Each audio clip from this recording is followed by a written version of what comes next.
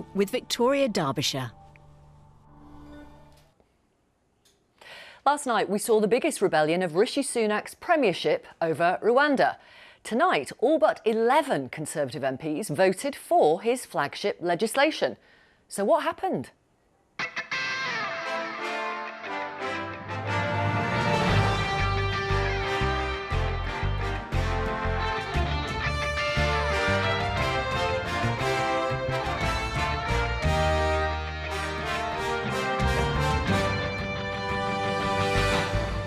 After a bruising couple of days, Rishi Sunak has succeeded in getting his Safety of Rwanda bill comfortably through the Commons tonight.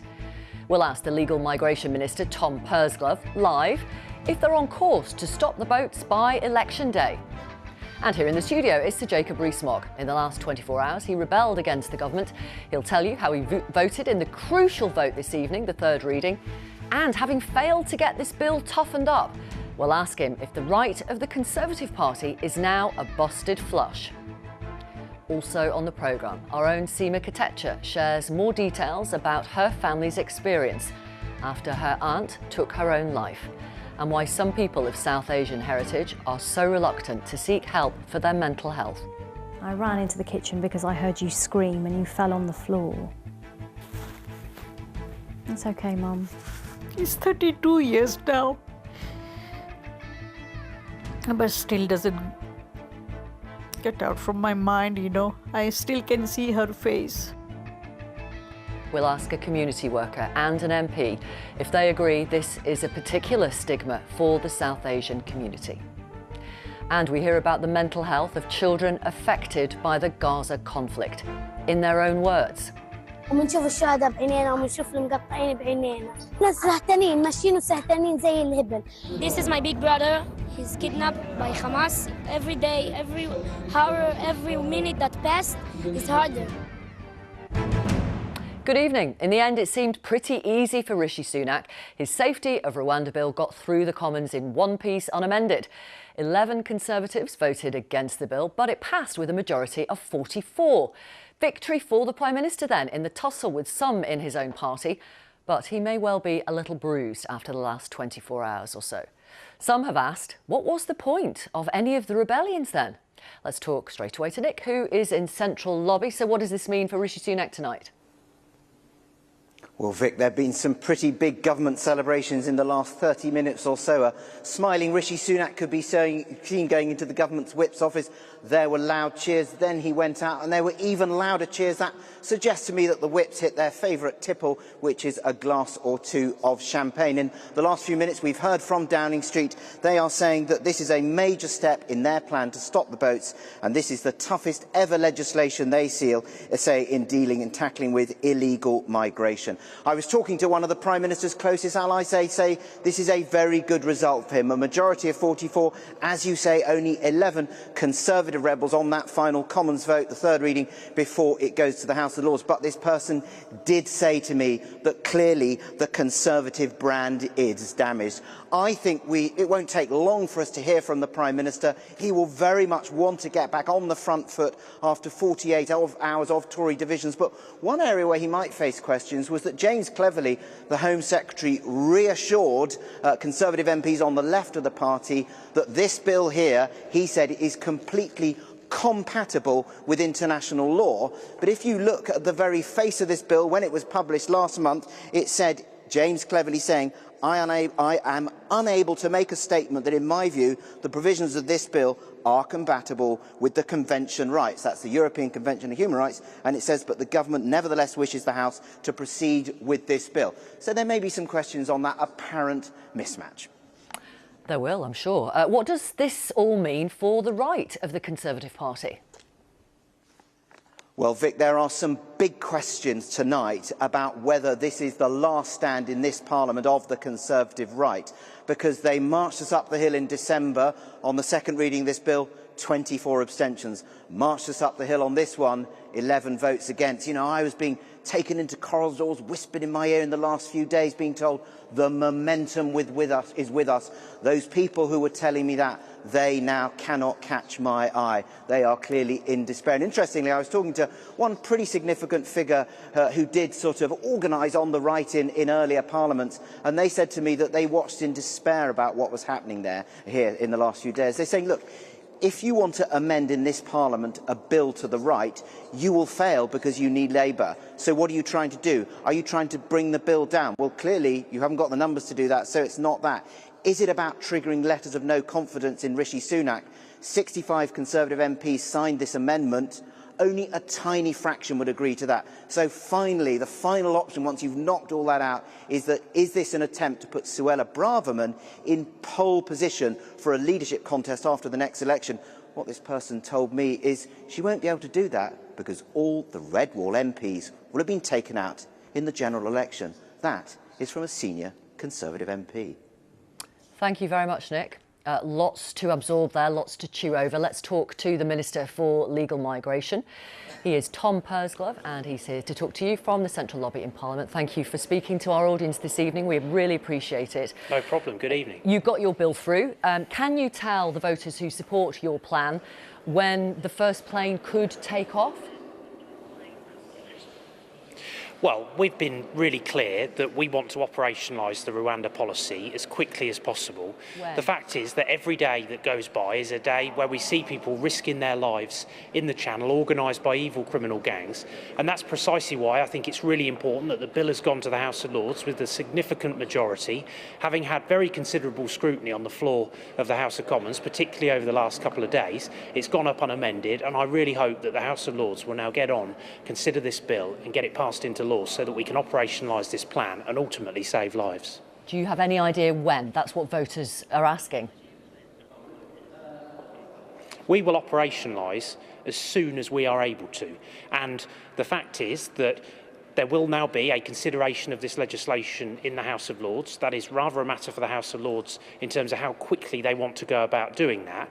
I would really urge them to get on and make good on this legislation to deliver its safe passage, because there is a frustration out there in the country, completely understandably, about a desire to see those evil criminal gangs put out of business, to get these costs in our asylum system under control. We've made real strides forward when you consider that last year we saw the crossing numbers reduced by over a third. We've seen arrivals from Albania fall by 95%. But this is the next really important step. Okay. And I think that people just want to see action, and that's precisely what this bill helps to facilitate. Yeah, and you haven't yet told us in the first two questions I've asked when that action might be seen by voters, but let's move on. Now, the Home Secretary told MPs today that this bill was in complete compliance with international law. That is absolutely the opposite of what is on the front of his bill. As Nick just said, it says, and we're going to show it to our audience now, I am unable to make a statement that, in my view, the provisions of the Safety of Rwanda Bill are compatible with the Convention rights. But the government nevertheless wishes the House to proceed with this bill. Now, Mr Pursglove, they can't both be right, so which is it? So the Home Secretary very clearly said on the floor of the House at the third reading of the debate that this legislation is in accordance with our international obligations. And you'll also recognise that the government of Rwanda have been, well, but the government of Rwanda have been very clear about this as well. No, that they I'm would going to not pause be you there willing because to I'm have not a partnership with us where we are in breach of our international obligations. We are confident. I'm going to pause you right there because I'm not asking about the government of Rwanda. Obligations. I'm asking about what would appear to be. I've answered on behalf of the UK government as well. Well, you haven't answered why there why there have been two opposing statements, one from James Cleverly in the House today and the wording of what he has on the front of his bill. We are very clear, and the Home Secretary said, that this legislation is in accordance with our international obligations. What we are doing is moving forward in a way that responds very clearly to the Supreme Court's previous ruling about the situation back in 2022. We've responded, working in partnership with the Rwandan government, to the issues of challenge, those concerns that were raised. The treaty reflects that, the legislation reflects that and seeks to enshrine it. And when we consider, the Prime Minister has made very clear too that what we're not going to have is a foreign court stop us from operationalising this policy. Okay. And so that's why we've included in the legislation that it will be for a government minister to decide if we act in accordance, for example, with the Rule 39 from the Strasbourg Court. I'm going to go back to my question, if I may. Why doesn't it say on the front of the bill then, this bill is compatible with the European Convention on Human Rights? Well, you'll recognise that there are, of course, many different views expressed by people during the passage of the legislation in the House. You're answering a question I haven't asked. Our international obligations, but the Prime Minister and the Home Secretary have been consistently clear that this legislation is in accordance with our international obligations, and we will proceed on that basis. Okay. Can you guarantee that to voters that any planes will take off before the general election? Yes, it's just a yes or no. We are absolutely determined to operationalise this policy. You'll recognise that the legislation is an important step in getting to do that, responding directly to those issues that were raised in the court's judgment. I then see, with the passage of that legislation, absolutely no reason whatsoever as to why we can't get on and operationalise these flights and send a plane to Rwanda in the way that we want to as a government, getting under control more effectively these costs in the asylum system, but also very directly responding to the challenge of evil criminal gangs putting people's lives at risk in the Channel, which I think all of us would think is completely unacceptable. The Prime Minister has promised 150 extra judges and the freeing up of courts to hear any Rwanda appeals swiftly, which some of your MPs have told me suggests you are expecting multiple appeals. I heard from a rape survivor today who waited almost 5 years under your government for her alleged rapist to be brought to court. She said to me, the fact that you can find judges for Rwanda cases irrefutably signals to her that rape is not seen by this government as serious. Those are her words. She may well be watching now. What do you say to her?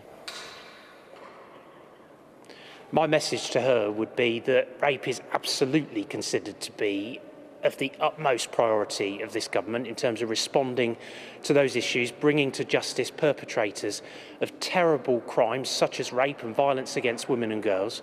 What we're seeing is colleagues in the Ministry of Justice putting additional resource into getting more perpetrators in front of courts. We saw greater numbers last year than has been the case for some considerable time, and we will continue to place a real emphasis on that.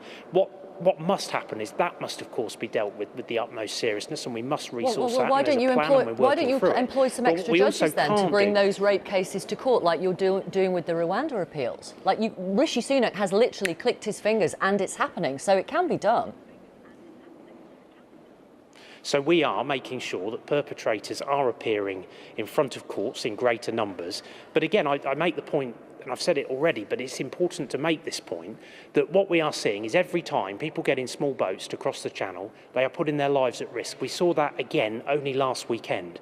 That is of the utmost seriousness as well. We must treat both of these issues with that seriousness that the British people would expect, and that's precisely what we're doing, responding very directly to the issue of getting through rape cases, delivering those prosecutions, absolutely the right thing to do, but also responding very strongly to this issue of criminality, getting people across the Channel, putting their lives at risk and extorting them for vast sums of money. Under Rishi Sunak, you've essentially ignored the Supreme Court ruling which said Rwanda was unsafe, with this legislation to say Rwanda is actually safe.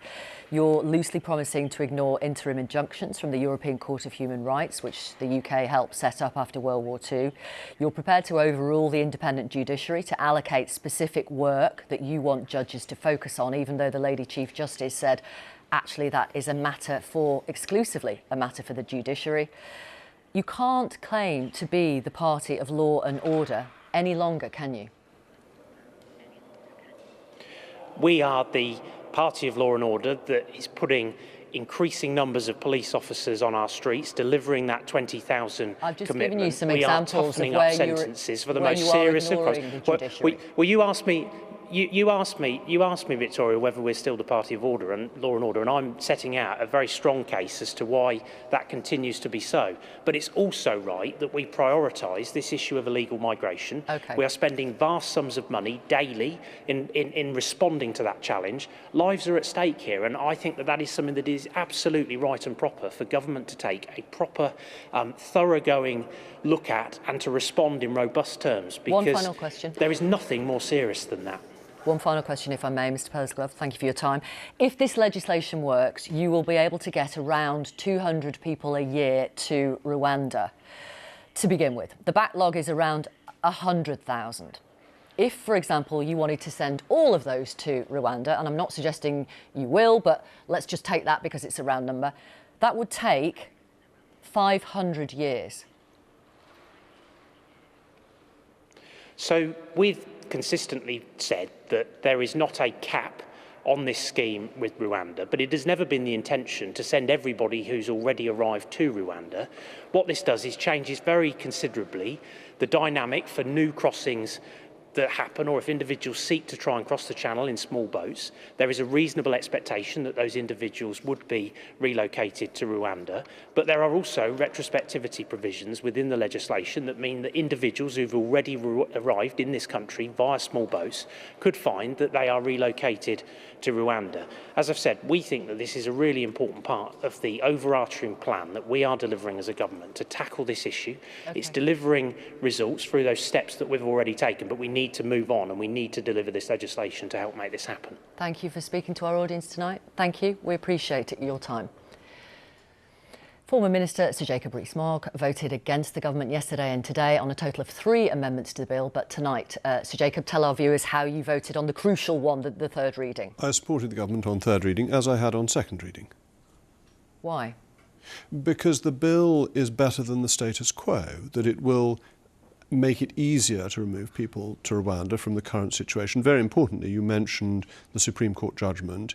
It says that Rwanda is a safe country. And this is constitutionally absolutely proper, that the ultimate law in this country is made by Parliament, not by the courts. The courts simply interpret what Parliament has passed, and Parliament has said Rwanda is safe. So that changes, effectively, the Supreme Court judgment. So that's important, that's better than it was. I voted for the amendments because I thought the bill could be better still. And you asked the Minister the important question of when will the flights go? And it seems to me if our amendments had been adopted, the chances of getting the flights going sooner rather than later, within the next 6 months, would have been higher. Right. A week ago, you tweeted this. The bill to stop the illegal migration via small boats will not work unless it is amended to remove loopholes. It wasn't amended. Oh, no. Therefore, please let me finish, if I may. It wasn't amended. Therefore, the loopholes, in your view, are still there, and you voted for it. Yes, because it's better than the status quo. I think the difficulty with the bill... That's not what you said 6 days ago on your TV show. The loopholes are still there.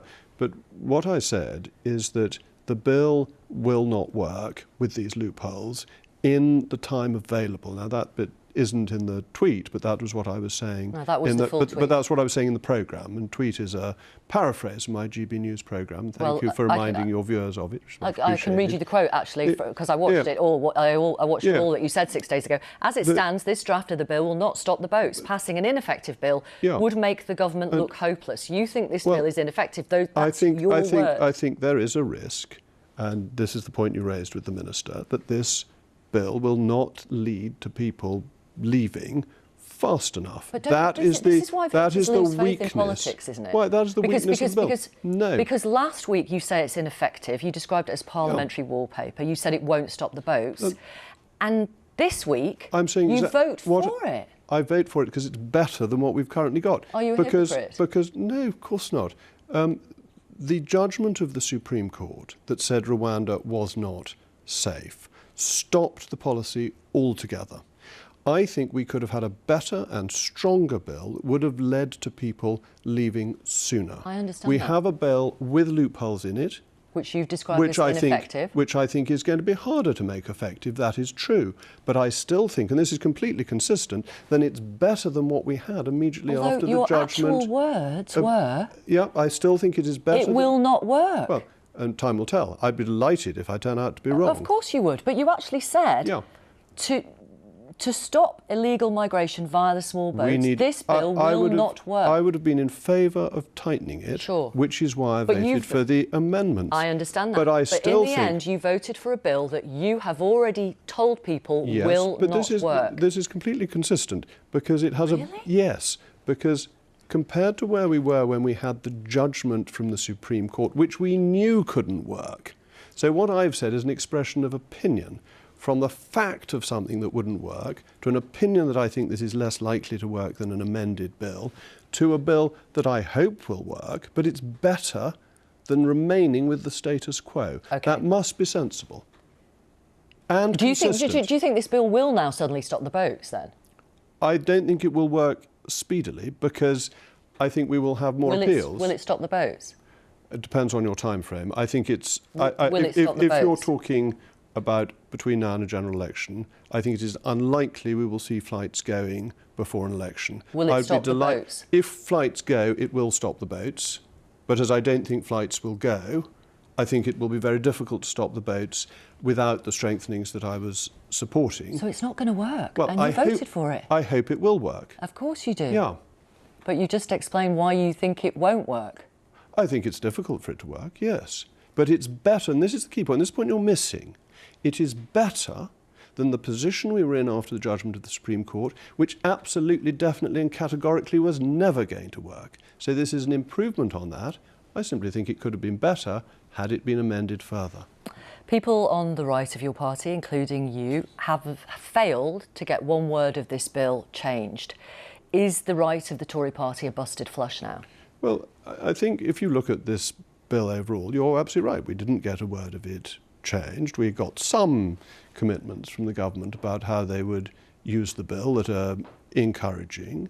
But you were interviewing Tom Pursglove, who is a minister and is on the right of the party. There are plenty of people on the right of the party who are in government. So I wouldn't see it in that light. I would see it as everybody within the Tory party wants to deal with the Rwanda issue and wants people to be removed. The Labour Party, the SNP, the Liberals, they don't care. They seem to have no interest in dealing with the migration policy. And you saw that clearly in the third reading speeches when you had such strong opposition to doing anything about it. And you were listening to Nick Watt's insight a little earlier, and from the people he was talking to, and you know, people have asked what were the rebellions for? Is it about putting Suella Braverman sort of front of centre, ready for a leadership contest at some point, whether it's before or after the election? I hope not. That certainly wasn't why I was supporting the amendments. Was it about triggering letters of no confidence in Rishi Sunak? Surely not. Surely we can't change leader again. Well, I'm asking We've done that. Was it? Well, I hope not. Certainly not on my account. No, I think that would be foolish. I wonder if I can answer the important question you asked about... Briefly. I will be brief. The Home Secretary saying it was compatible with international law in spite of the statement on the front of the bill.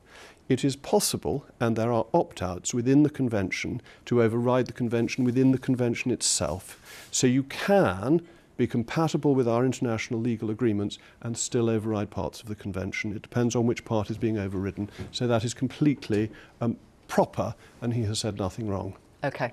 I don't know if that's true, because I would need to go back and read the European Convention. But it is the situation. OK. Thank you for being with us. My pleasure. Talking to our audience. Thank you very much, Sir Jacob Rees-Mogg.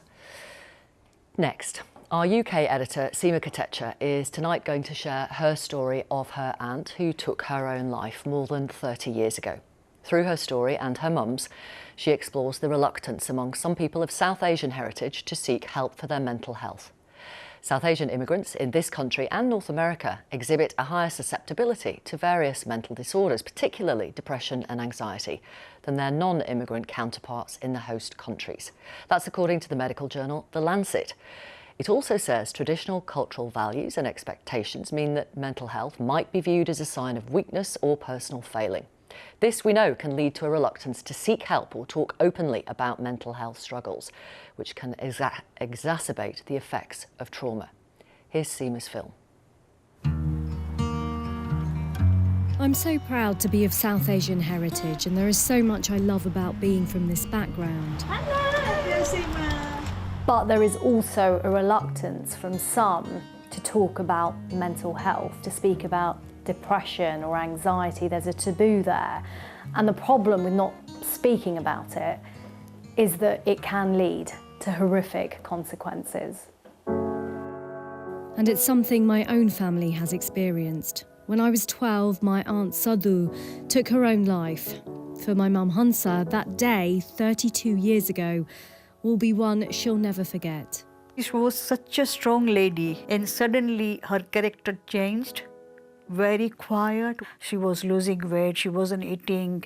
So my eldest brother, he said that send her to India and we will look after her and we'll go and see the doctors. And did she ever talk to you about her depression? I said that, Sadhu, what's wrong with you? Why are you going like this? You know, you are so quiet, you don't talk to anyone, you are not happy. No, I'm fine. He said, don't worry. On that time, our people, they were not that open.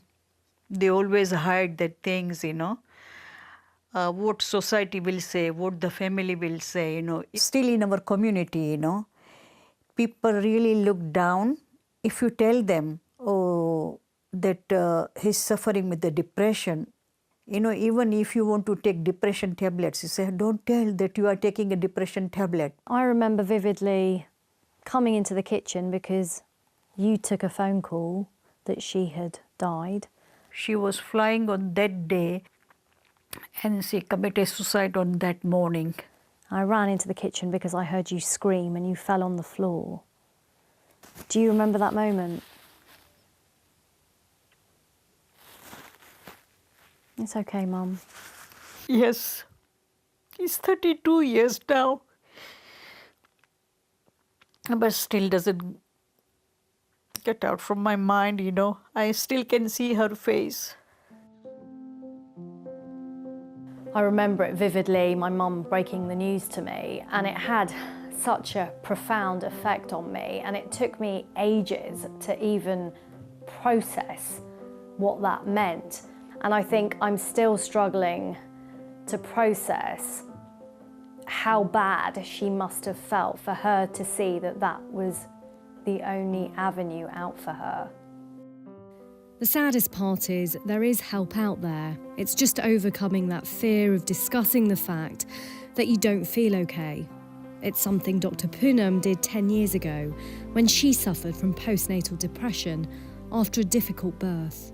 I found my mood just dropping and it just became lower and lower. I got to a point where I was having such dark and negative thoughts that life wasn't worth living. I just remember that time being so alone. And I think coming from an Indian background as well, you know, you feel embarrassed, you feel vulnerable, you feel that you're going to be judged. What do you think the people in that community think about mental health? Mental health is just something that was never spoken about in amongst my elders. You know, mental itself in Punjabi or Hindi is translated as crazy. So you kind of think that actually you're doomed from the beginning when there is no understanding, there's no appreciation that mental health is actually an illness. And as a result, you end up then feeling that I can't speak about it. And it can lead to all sorts of awful consequences. As a GP, do you yourself see this reluctance from certain communities to speak about mental health? Absolutely, I do. Speaking about it is hard no matter who you are.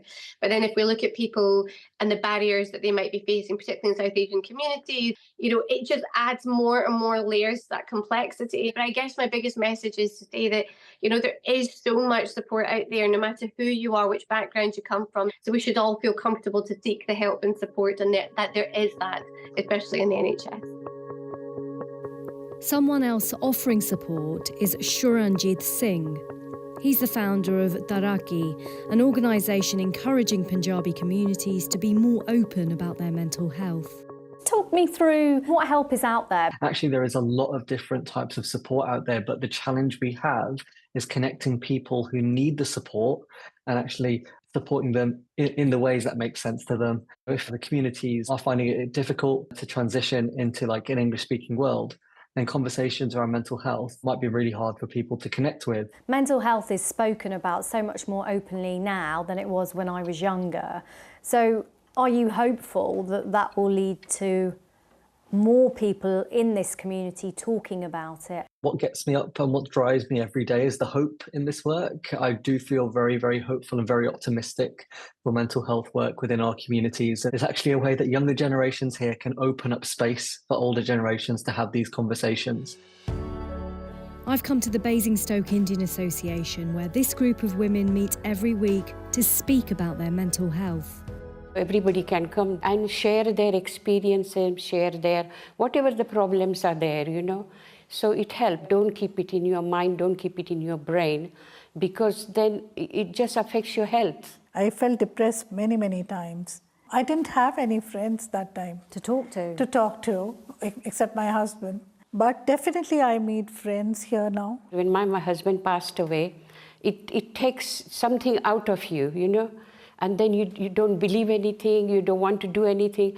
But to come out of that bereavement, you need all these things around you. There's no single solution when it comes to reducing the risk of someone taking their own life. But groups which allow all cultures to share their thoughts is a step in the right direction in helping to end the stigma surrounding mental health. Do you hope that things will change? I hope and pray. Please talk to people, friends, in community. They will definitely help you. Seema Katecha. Naz Shah is here. She's the Labour MP for Bradford West. And Tanya Mawaha is also here, founder of a youth-led peer community, Championing Youth Minds organisation. Tanya, thank you very much for talking to us. I wonder how much you relate to Seema's family's experience. I felt quite emotional watching that because there's so much that I relate to that experience that Seema and her mum spoke about. I think it's the shame, the fear of shame, the fear of being an outsider by speaking up is something that kept me quiet for a very long time, and it's still a challenge that I'm overcoming. But I think talking about it is the biggest thing that we can do right now. And like many people touched upon, there isn't the education, there isn't the right words in our language around mental health and depression and anxiety. And I think those barriers really shaped my experience. And to see organisations like Taraqi, which Sharanjit Singh spoke about, I think is really the hope that I see, the light outside of the end of the tunnel that keeps me going in what I do. And Naz Shah, I know you relate to some of those experiences, because you have talked in the past of experiencing suicidal thoughts. So I had 2 suicide attempts, had my stomach pumped twice. As 2017 election, I felt suicidal, and I've chaired a mental health charity, one of the largest mental health charities outside of London for black and minority ethnic communities in Bradford, and I still do a lot of work on this because I'm really acutely aware of my own demons when it concerns my own mental health, and I'm really passionate about it because I know we've had, just in the last few months, there's 2 suicides in my constituency, a young 43-year-old, another lady who literally lit herself on fire, and her son, her child walked in, and he was the one that, found mum burning in the kitchen. This is only literally less than a few months ago. So it's a very, very real issue. And the thing is, and as Tanya said, there's no word for it. And the manifestation of mental health, there is, in my mum's generation, there's different challenges for women. And women are not just women, men as well, and the suicide rates are much higher. So when I used to be a Samaritan, one of the reasons I went into that work was, as a volunteer, was to understand my own mental health responses and also how we respond to others. It takes a lot of time. Naz was just talking about her mum's generation. I wonder if younger people of South Asian heritage struggle in a different way to, say, your parents' generation or your grandparents' generation. Yeah, I think definitely one of the things I've struggled with quite a lot is my identity as a British Indian, feeling like I'm not British enough to fit in here, but also not Indian enough to fit in India.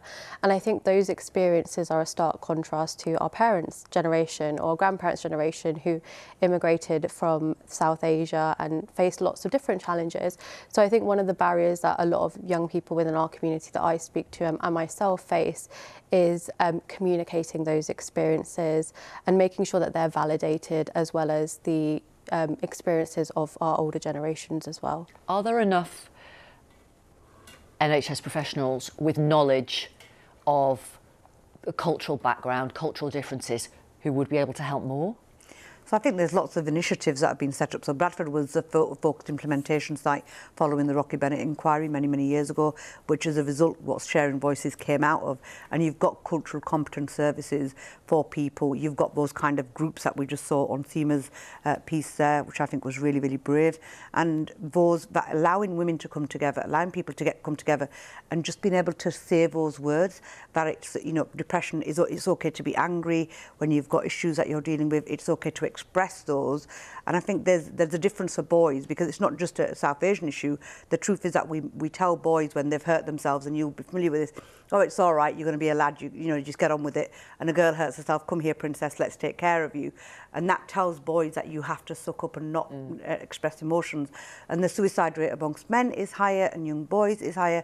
And then add culture into the mix, add the identity into the mix, add all of these things into the mix. And the next challenge for us, Victoria, is social media. So my teenage, you know, my 19-year-old, my 16-year-old, their body image, their kind of conversations they're having on social media, the algorithms where they're taking them, the suicide amongst young people, in the COVID generation, all of that is coming down the track. And I'm not convinced that we have the systems in place to respond to those that are coming down the track for us. Would you agree with that, Tanya? I would 100% agree. I think there's lots of different factors that intersect. And I think when you add the cultural context into this as well, it amplifies the issue. And I think the struggle to be able to speak up and communicate mental health difficulties within our community is a big barrier to not just seeking support, but also leading to incidences like suicide. Why, in your opinion, is there such a particular stigma amongst South Asian? I think we perceive mental health difficulties as a failing on a person or a failing on parents. You know, maybe they've brought up their child wrong, they've done something wrong. Or perhaps if you look at it from a religious perspective, maybe that person's not religious enough or they've disrespected God. So I think there's all these different assumptions as to what the reason behind someone's difficulties might be. And I think the way to tackle that is education and awareness, and really fundamentally educating our community around what mental health is, what does mental ill health look like, what does good mental health look like, and the resources and support there. And I think then that would empower our community to not just look after themselves, but support each other in the right way as well.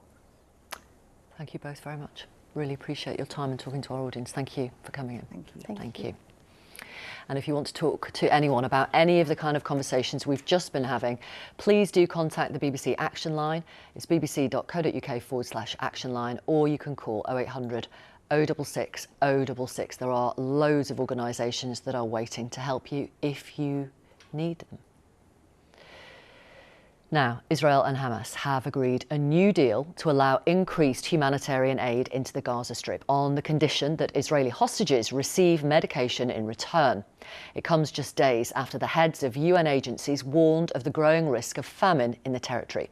But the damage being done by this war isn't just physical. This kind of follows on from our previous conversation, doesn't it? From inside Gaza, we have footage filmed exclusively for the BBC with children on the impact that the war is having on their mental health, as well as the struggles of the families of Israeli hostages. Our international correspondent Joe Inwood reports. The physical destruction of Gaza is hard to comprehend.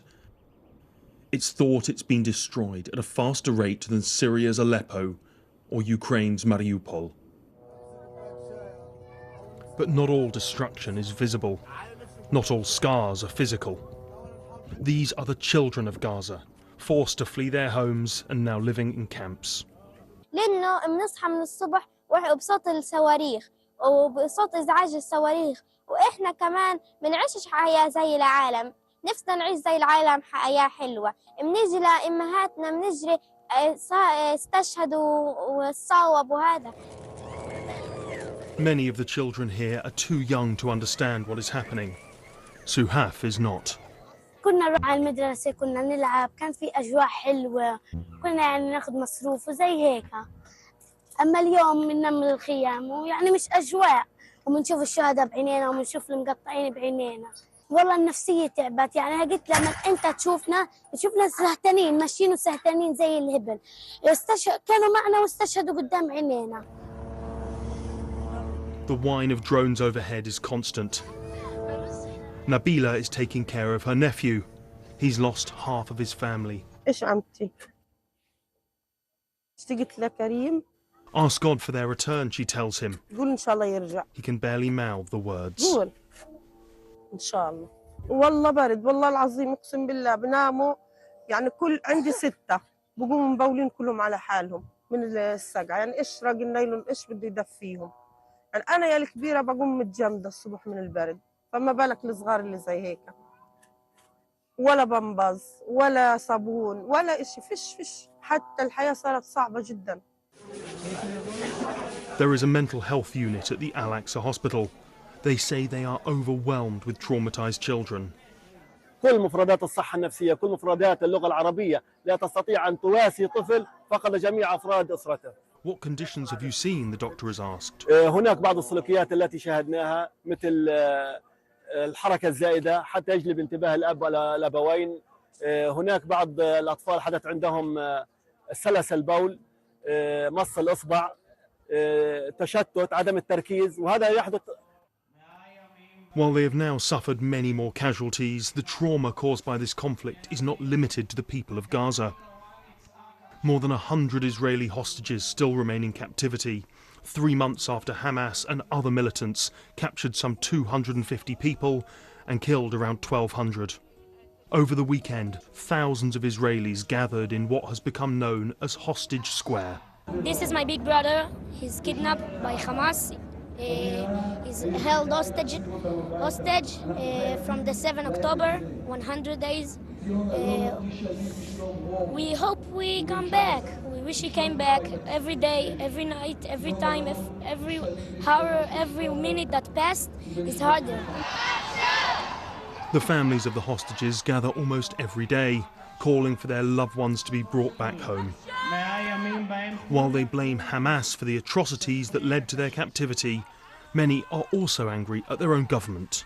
I'm not waiting, we're not waiting, because waiting means we need to trust somebody now again, and we lost the trust on the 7th of October, so we are not waiting, we are pushing our leaders to do what is right this time.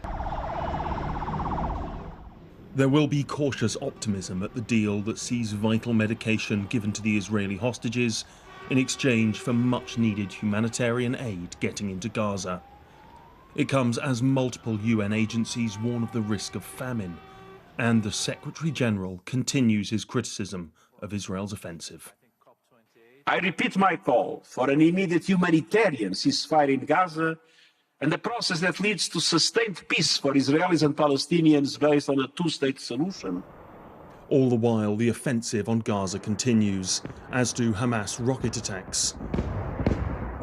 Israel says maintaining military pressure is the key to freeing more hostages.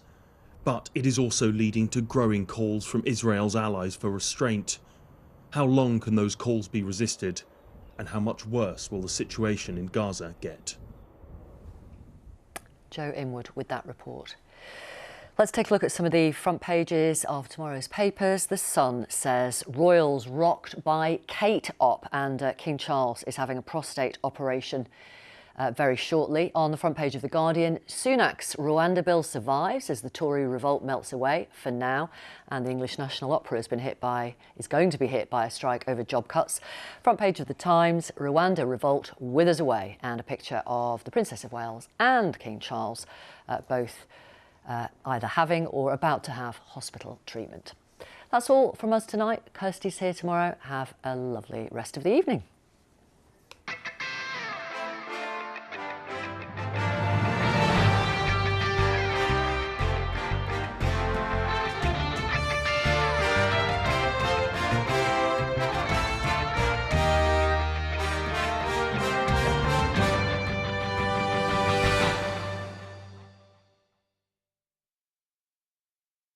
Hello there. Looks like it's going to be a very cold night tonight. Probably the coldest night of this cold spell this